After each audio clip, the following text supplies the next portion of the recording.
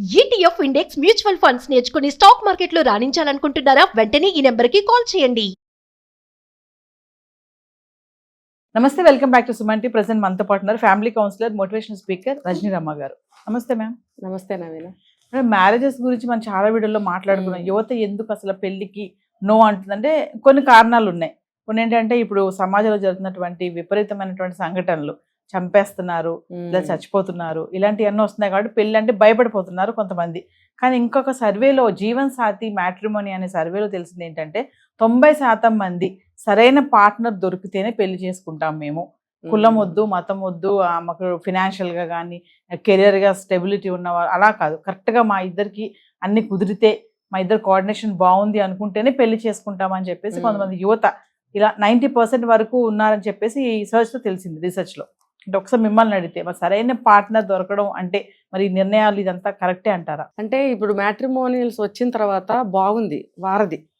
ఇప్పుడు కులం కులం కులం అని పట్టుకుని వేళ్లాడే వాళ్ళకి, డబ్బు ఆస్తి అని వేళ్లాడే వాళ్ళకి ఆ అభిప్రాయాలను వెనక్కి తీసుకునే విధంగా ఈ మ్యాట్రిమోనియల్స్ వస్తున్నాయి ఈ మధ్య.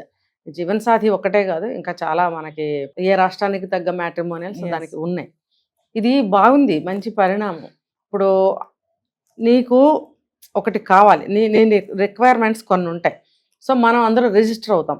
రిజిస్టర్ అయిన తర్వాత మన రిక్వైర్మెంట్స్ కూడా వాళ్ళకి ఇస్తాం. డీటెయిల్స్ అన్నీ మన డీటెయిల్స్ ఇస్తాము, మన రిక్వైర్మెంట్స్ అన్నీ కూడా ఇస్తాం. ఇచ్చినప్పుడు అవతల వాళ్ళు కూడా అందరూ ఎవరైనా సరే అలాగే ఇచ్చినప్పుడు మ్యాచ్ అయితే చేసుకుంటున్నారు. ఇక తర్వాత ఏ గొడవలు రావు.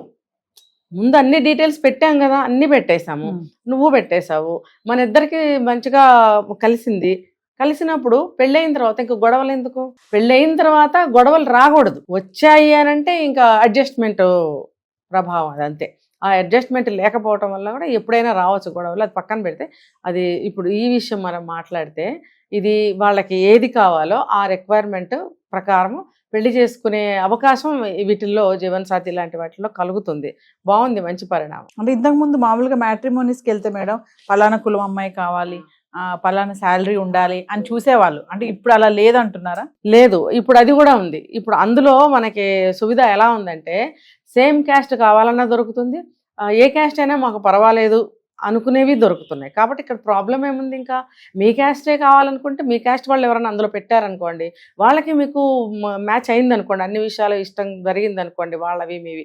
వాళ్ళవి అంటే అమ్మాయిది అబ్బాయికి, అబ్బాయిది అమ్మాయికి బాగా నచ్చాయనుకోండి, సేమ్ క్యాస్ట్ అనుకోండి, సేమ్ క్యాస్ట్ కావాలి అనుకుంటే చేసుకోవచ్చు. ఎందుకంటే వాళ్ళు కోరుకున్నారు కదా సేమ్ క్యాస్ట్ అని. లేదు మాకు ఇలాంటి లక్షణాలతోటి ఏ కులమైనా పర్వాలేదు అని అంటే కూడా చేసుకునే అవకాశం అందులో ఉంది. తర్వాత ఎవరిని బ్లేమ్ చేసే అవకాశం అందులో ఉండదు. ముఖ్యంగా ఈ ఎవరైతే ఈ సంస్థ నడుపుతున్నారో వాళ్ళకి అసలు సంబంధమే ఉండదు. వీళ్ళకి ఇంట్రడ్యూస్ చేయడం, వదిలేయడం, మాకు సంబంధం లేదని ముందు రాతపూర్వకంగా రాసి ఇచ్చేస్తారు, ఓరల్గా కూడా చెప్తారు వాళ్ళు. కాబట్టి ఎక్కడ సమస్య రాదు. చాలామంది ఇప్పుడు దీన్ని ఫాలో అవుతున్నారు. ఇప్పుడు 35 ఏళ్ళు వచ్చినాయి ఒక అమ్మాయికి పెళ్లి కావట్లేదు, 40 ఏళ్ళు వచ్చినాయి ఒక అబ్బాయికి పెళ్లి కావట్లేదు. ఎలా రా బాబు, 40 ఏళ్ళు వచ్చి నాకు పిల్లని ఎవరిస్తారు? 35 ఏళ్ళు దాటిపోతున్నాయి, నాకు అబ్బాయి ఎక్కడ దొరుకుతాడని దిగులు పడకుండా, నాకు 35 ఏళ్ళు దాటిపోయినాయి, నాకు 40 ఏళ్ళు దాటిపోయినాయి అని అంటే సిగ్గు విడిచి చక్కగా ప్లెయిన్గా అందులో డీటెయిల్స్ ఇచ్చుకునే అవకాశం ఉంది. అంటే మనుషులు ఎవరు కనపడరు, ఎవరెవరంటే ఎవరికీ తెలియదు, కాన్ఫిడెన్షియల్గా ఉంచుతారు. ఇది తెలిసినా కూడా ఒక మ్యాట్రిమోనియల్స్ వాళ్ళకి మాత్రమే తెలుస్తుంది. కాబట్టి ఇందులో భయం, ఆందోళన, సిగ్గు ఇలాంటివి వాటికి కూడా తావు లేదు. అంటే కొంతమంది మేడం 35-40 వచ్చే వరకు పెళ్లి చేసుకోరు, చూసారా? వాళ్ళందరికీ కరెక్ట్ పార్ట్నర్ దొరక్కే అంటారా?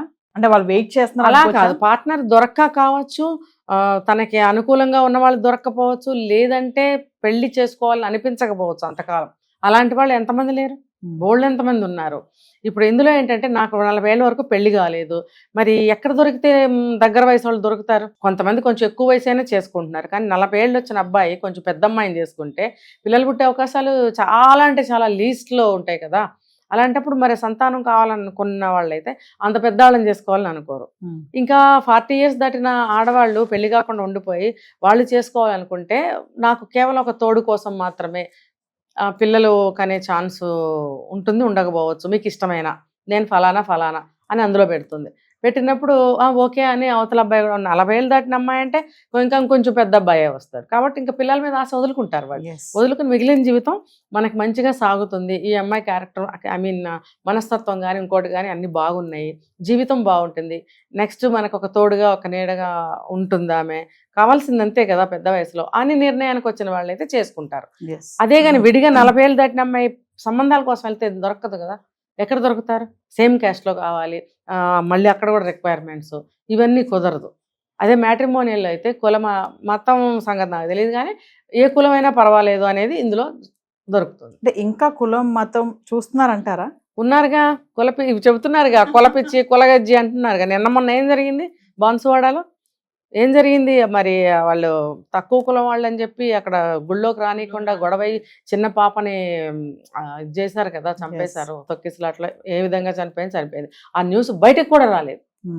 ఒక ఆయన అడిగాడు, అది మీరు పెద్ద కులం కాబట్టి బయటకు రానివ్వలేదా ఆ న్యూస్? అదే వేరే కులం అయితే బయటకు వస్తుందా? మీరు చనిపోయింది తక్కువ కులం కాబట్టి మీరు ఏమైనా చేస్తారు న్యూస్ని బయటకు రానియకుండా అని ఒక అతను అడిగాడు. అంటే దేవుని చూడడానికి కూడా కులం కావాలి. పాత రోజుల్లో అదే కదా ఉండేది. ఒక్క పూజారులకే అర్హత అన్నట్టుగా ఇంకా 2-3 పెద్ద కులాలు తప్పితే ఎవరూ రాకూడదని చెప్తేనే కదా అప్పుడు సంఘ సంస్కర్తలు అనేక మంది బయలుదేరి దాన్ని తీసేశారు. తర్వాత అందరూ గుళ్ళకి వెళ్తున్నారు. బావిలో నీళ్లు కూడా తీసుకోకూడదని కొన్ని గ్రామాల్లో నిషేధం ఉండేదట. ఇప్పుడు అలాంటివన్నీ ఎత్తేయటానికి ఆ రోజుల్లో సంఘ సంస్కర్తలు బయలుదేరి ఇలాంటి వాటిని అన్నిటిని నిర్మూలించారు. ఇప్పుడు ఈ గజ్జి అని అన్నారు కానీ ఇంకా నీచం అన్నమాట. దేనికి చెప్పండి? ఇప్పుడు ఒక సినిమా రంగం తీసుకుంటే వాళ్ళ వంశస్థులే సినిమాల్లో ఉంటారు, ఒక రాజకీయ రంగాలు తీసుకుంటే వాళ్ళ వంశస్థులే ఉంటారు, ఇంకొకటి తీసుకుంటే వాళ్ళ వంశస్థులే ఉంటారు. ఇంక ఎవరికి ఛాన్సెస్ ఉండవు. ఇంకా చెప్పాలంటే వాళ్ళకి ఎంట్రీ ఉండదు. ఎందుకంటే అధికారం మాది, మా అధికారంలో కొన్ని తరాల నుంచి జరుగుతుంది కాబట్టి మాదే పై చేయి, మాదే అధికారం. ఇప్పుడు ట్రావెన్కోర్ వాళ్ళు ఉన్నారు, కేరళ అనంత పద్మనాభ స్వామి టెంపుల్, మళ్ళీ కోర్టు వాళ్ళకే తీర్పు ఇచ్చిందిగా. మీరే వంశపారంపర్యంగా మీ వంశస్థులే చూస్తున్నారు కాబట్టి కంటిన్యూ చేయండి అని చెప్పి ఇచ్చిందిగా. మరి వాళ్ళు కేరళలో అయితే ఇసిరి కొడతారు నవీన. అక్కడ అలా నేను ఇప్పుడు చెప్పాను కదా ఎగ్జాంపుల్, ఆ గుళ్ళల్లోకి వెళ్తే ఏమంటారు, గుళ్ళకి ఒక కమిటీ ఉంటుంది, దాన్ని ట్రావెన్కోర్ వాళ్ళకి ఇచ్చేశారు. మీ వంశస్థులే దీన్ని చూడండి మేనేజ్మెంట్ అంతా అని. మళ్ళీ ఏ గుళ్ళోకి వెళ్ళినా పూజారులు కేరళలో మనుషులు ఇంకా చూడరు. వాళ్ళు ఏదో మానవాతీతుల్లాగా మనుషులు ఇంకా చూడరు. మరి ఏదన్నా మనం పువ్వులు కానీ పళ్ళు కానీ దేవుడికి తీసుకెళ్తే అసలు తీసుకోరు, అక్కడ పెట్టమంటారు దూరంగా. దాన్ని తీసుకెళ్ళి దేవుడికి కూడా పెట్టరు. మనం ఏదైనా తీసుకెళ్ళి చేతితో ఇవ్వకపోతే చేతిని తోసేస్తారు. మళ్ళీ మనం డబ్బులు ఇచ్చేటప్పుడు మాత్రం ఇలా చేతులు పడతారు, మనం ఎలా వేయాలంట, పైనుంచి వేయాలంట, అంటుకోకూడదు. మరి డబ్బులుకి అయితే చెయ్యి కింద పెట్టారు, మన చెయ్యి పైనే ఉంటుంది. మరి మిగతా ప్లేస్లో చేతులు విసిరు పడుతుంటారు. అది చాలా తప్పు, అది అహంకారం. ఎందుకంటే ఆ వాళ్ళ వంశస్థులే వస్తూ ఉంటారు తరతరాలు వాళ్ళే పూజలు చేయటం, వాళ్ళే తలుపులు తీయటం, వాళ్ళే అన్నీ చేయటం. మిగతా వాళ్ళు అదే ద్వారాలు కూడా ఎలా ఉంటాయి, 1 2 3 4 లోపల ఎక్కడో దేవుడు ఉంటాడు. అది చిన్న చీకట్లో చిన్న దీపం వెలుగుతుంది అంతే. ఇక్కడి నుంచి చూడాలి వాళ్ళు. మధ్యలో 4-5 తిరుగుతుంటారు. ఆ పూజారులు అడ్డంగా 10 మంది తిరుగుతూ ఉంటారు. అంటే ఏంటి, అదొక వంక, ప్రజలు దేవుణ్ణి చూడకూడదు. అందుకని ఒక 10-15 మంది మంత్రాలు చదువుతున్నట్టుగా, హారతిస్తున్నట్టుగా, బయటికి లోపలికి తిరుగుతున్నట్టుగా అడ్డంగా తిరుగుతుంటారు. నేను స్వయంగా ఎక్స్పీరియన్స్ చేశాను. మేము కేరళలో కూడా ఉన్నాం. మేము